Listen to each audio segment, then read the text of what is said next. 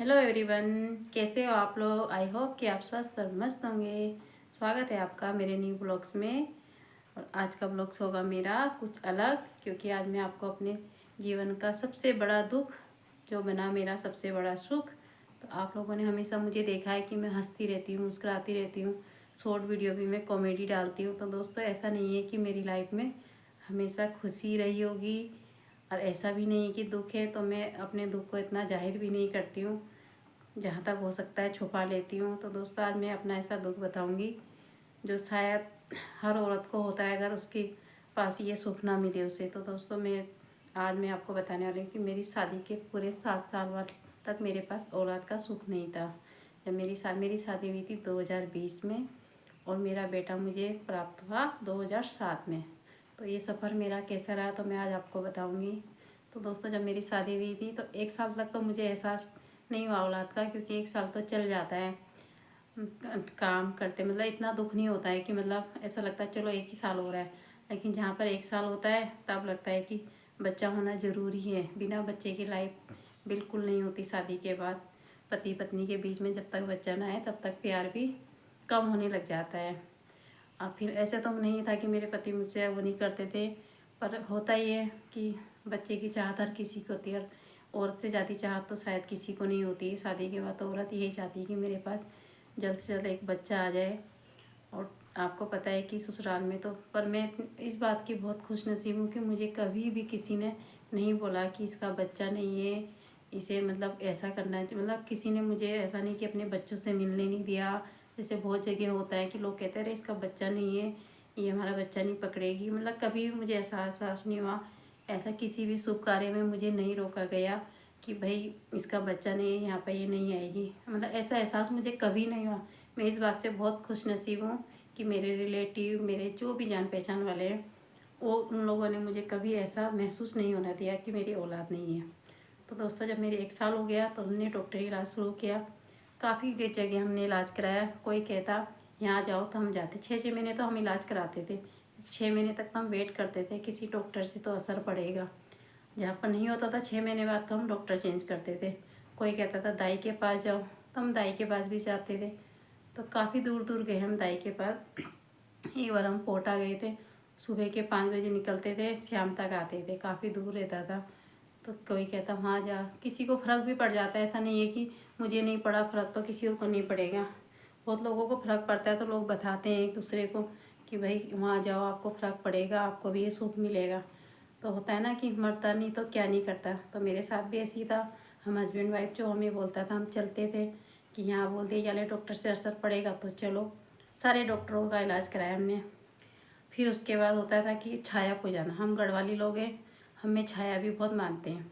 तो बोला छाया लगी हुई है तो चलो। फिर तो मैं मायके गई छाया पुजाने के लिए।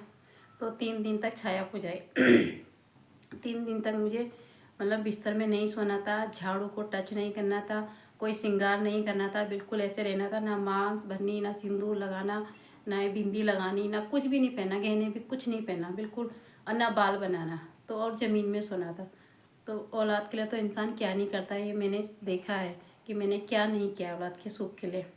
तो मैं ज़मीन में लेटी 3 दिन तक, उस कमरे से बाहर नहीं गई। बस बाथरूम के लिए जाना था बाहर, किसी से मिलना नहीं था। तो वो भी करके देखा, फिर भी कोई फ़र्क नहीं। फिर हम बोला गया कि चलो यहाँ के छाया सही नहीं है, गढ़वाल चलो। मैं गढ़वाल भी गई, जबकि गढ़वाल में मेरा कोई ऐसा खास मतलब फूफू सास थी, मुझे उनके घर पे जाना पड़ा। मैं गढ़वाल में पहली बार गई आज। पहले मैं गढ़वाल कभी नहीं गई थी। मेरा बचपन भी यहीं बीता है, जवानी भी है, और बुढ़ापा भी शायद इधर ही बीत रहा है। अब शायद मरेंगे भी हम इधर ही। तो मैं देहरादून की में रही हूँ। मतलब हूँ मैं गढ़वाली, लेकिन मैं गढ़वाल में नहीं गई, ना मायके से ना ससुराल से। तो वहाँ पर गई, ऐसा नहीं वहाँ पे मुझे अच्छे से रखा गया। फूफू सास मेरी बहुत अच्छी है, उनका बेटा, मामा जी। पर होता है ना, अपना घर तो अपना हस्बैंड नहीं जा पाए थे क्योंकि उनको ड्यूटी थी, तो इतने दिन तक वो नहीं रह सकते थे। तो वहाँ पे भी मैंने छाया पुजा दी। वहाँ पे तो देवता आना पता नहीं कैसा कैसा। मेरे को यहाँ तक कि ज़बरदस्ती बोला जा रहा है कि तेरे में ये लगा है, जबकि मुझे सब कुछ पता है कि मेरे में ऐसा कुछ नहीं लगा था। पर होता है कि करना ही पड़ता है अब औलाद के सुख के लिए। तो मैं उस टाइम पे वहाँ पे बहुत दुखी होती थी कि मतलब ऐसा कुछ है नहीं, फिर भी मुझे ये करना पड़ रहा है। पर करा मैंने सब कुछ। 1 हफ्ते बाद फिर मैं घर आ गई। फिर दोस्तों मेरे देवर की शादी हो चुकी थी 1 साल बाद, मतलब मेरी शादी के 1.5 साल मेरे देवर की शादी हो गई थी। तो उनको तो भगवान ने 1 साल में औलाद दे दी। तो मुझे कभी ऐसा नहीं लगा कि इनका बच्चा हो गया, मतलब कि मुझे अपना बच्चा नहीं देंगे। मतलब उनका बच्चा हुआ तो मुझे ऐसा लगा जैसे मेरा ही बच्चा हो गया। उसको मैंने गोद में पकड़ा, उसका बचपन मेरे साथ गुजरा। उसको मैं रात को भी अपने साथ सुलाती थी, ज़्यादा वो मेरे पास ही रहता था। और उन्होंने भी कभी, मैं जानती हूँ कि कभी ऐसा नहीं बोला कि हमारे बच्चे को मत पकड़। मेरे लिए बहुत इमोशनल पल है। तो मैंने अपने, जब मेरा बड़ा बेटा है, मतलब सेंची जो देवर का बेटा है, उसको मैंने कहा तो मुझे ताई नहीं बोलेगा, बड़ी मम्मी बोलेगा। तो माँ तो मैं उसी दिन बन गई थी जब उसने मुझे बड़ी मम्मी बोला था। जब वो 2 साल का हो गया, मतलब उसको भी पता चलता था कि बड़ी मम्मी को बच्चे का बहुत चाहते हो, हमेशा बोला बड़ी मम्मी आपको भी भगवान जरूर देगा। तो उसकी बातें मुझे आज भी याद है, जब वो मुझे दुखी देखता था। मतलब उसको पता था कि बड़ी मम्मी मुझसे प्यार तो बहुत करती है, पर बड़ी मम्मी को भी ऐसा लगता है कि मेरे पास भी अपना बच्चा हो। तो उसका ऐसी याद है, बड़ी मम्मी भगवान आपको ज़रूर देगा। तो दोस्तों जब वो रहता था तो मुझे नहीं लगता था कि मेरे पास औलाद नहीं है। लेकिन जब मेरे देवर है आर्मी में, तो जब वो साथ में अपनी फैमिली लेके जाते थे तो मुझे बहुत दुख होता था। और मैं ये भी नहीं कह सकती थी कि तुम यहीं रुको, क्योंकि उनके भाई अपनी फैमिली को अपने साथ ले जाना है, अपने बच्चे को ले जाना है। तो वो अपने साथ लेके जाता। मैं उस दिन बहुत रोती थी जब वो जाते थे। उसके बाद भी मैं, जब वो चले जाता था तो बहुत याद आती थी उसकी, बहुत ज़्यादा रोती थी मैं। रात को तो मुझे बहुत मुश्किल होता था काटना, दिन तो कट जाता था काम पे। जब वो चले जाता था तो उस टाइम पे तो ना वीडियो कॉल होती थी ना कुछ होता था, बस कभी कभी फ़ोन में बात होती थी। तो जब वो 6-6 महीने में आते थे तो फिर वही मिल जाता था, तब खुश हो जाती थी मैं। मेरे लिए वो, मतलब मेरा बड़ा बेटा, मैंने उसको, उसी से मैं माँ बनी थी। फिर मुझे 2007 में मेरे जीवन में भगवान ने दिया मुझे। अब बहुत लोग जानते हैं कैसे मुझे मेरा बेटा मिला है, कितने संघर्ष के बाद, अपनों के प्यार से और भोलेनाथ के आशीर्वाद से मिला है मुझे ये। और मेरे बड़े बेटे के बोलने से मुझे आज मतलब औलाद मिली है। और आज मेरा बेटा 17 साल का हो चुका है। और कल हम उसका बर्थडे मनाएंगे। और मेरा बेटा हुआ था सोमवार को। मेरे भोलेनाथ को तो मैं हमेशा से मानती आई हूँ, और जब मेरा बेटा सोमवार को आया तो मैंने तो और मानना शुरू करा। तो मेरा तो सुबह से शाम तक अपने मुंह में भोलेनाथ का ही नाम रहता है। सुबह उठते भी मैं भोलेनाथ का शुक्रिया अदा करती हूँ, और रात को सोते समय भी। तो मैं इतनी अपने आप को खुश नसीब मानती हूँ कि मुझे इतनी अच्छी फैमिली मिली।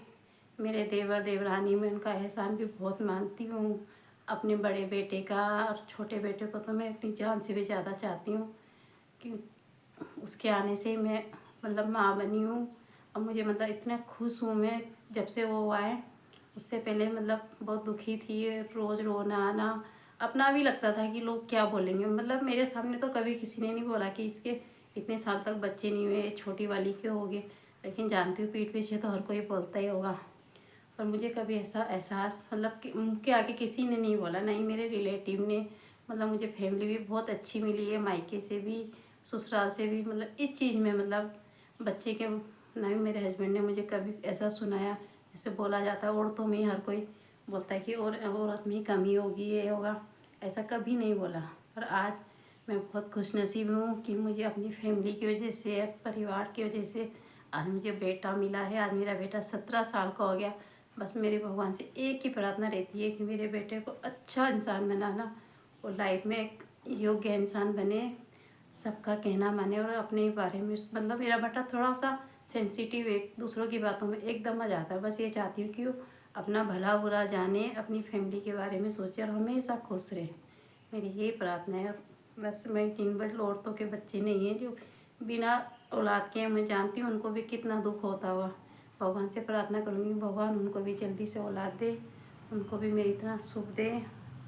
और आज का ब्लॉग में ही ख़त्म करती हूँ। अगर पसंद आए तो प्लीज़ लाइक कीजिए। उससे मुझे इतना वो नहीं पड़ता, लेकिन आज मैंने अपने जीवन की सच्चाई बताई है कि मैंने भी 7 साल बहुत रो रो कर काटे हैं बिना औलाद के। मैं जानती हूँ एक औरत के लिए बच्चा कितना इम्पोर्टेंट होता है। बिना बच्चे के औरत का जीवन अधूरा है।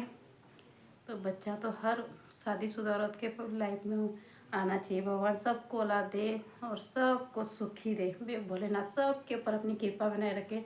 तो आज का ब्लॉग यहीं पर ख़त्म करती हूँ। धन्यवाद।